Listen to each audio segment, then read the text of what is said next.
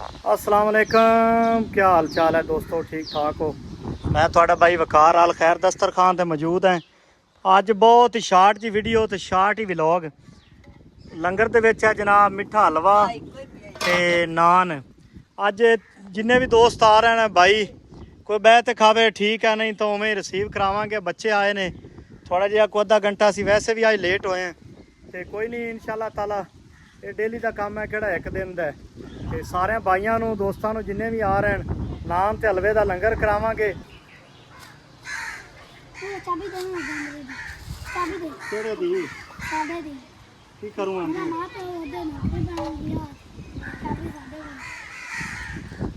गरम है ने, गरम ध्यान नाल पकड़ते जाओ। मैं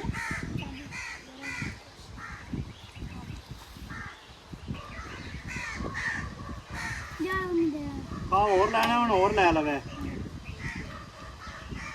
लै बच्चे। मानू आ जा माई। हेलो मैं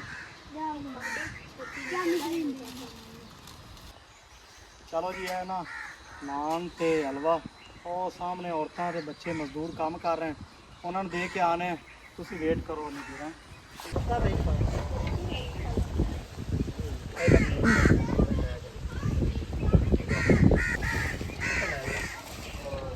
ਇੱਥੇ ਬਹਿ ਤੇ ਖਾ ਲੈ ਉਹਦੇ ਕਿਤੇ ਲੈ ਮੈਂ ਤਾਂ ਜੀ ਤੇਰੇ ਉੱਤੇ ਖਾਂਦੇ ਪਏ ਉਹਨਾਂ ਦੇ।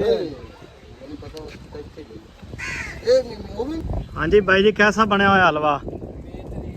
कैसा लग रहा लंगर? दुआ करनी आल खैर दस्तरखान अल्लाह पाक इवें ही चलाई रखे हैं। आवाम दी, मुसाफरां दी, गरीबां दी आपां इस तरीके मदद करते रहे। अल्लाह पाक सारिਆਂ ਨੂੰ तौफीक देवे जी। आल खैर दस्तरखान ते अज नान ते हलवा सी।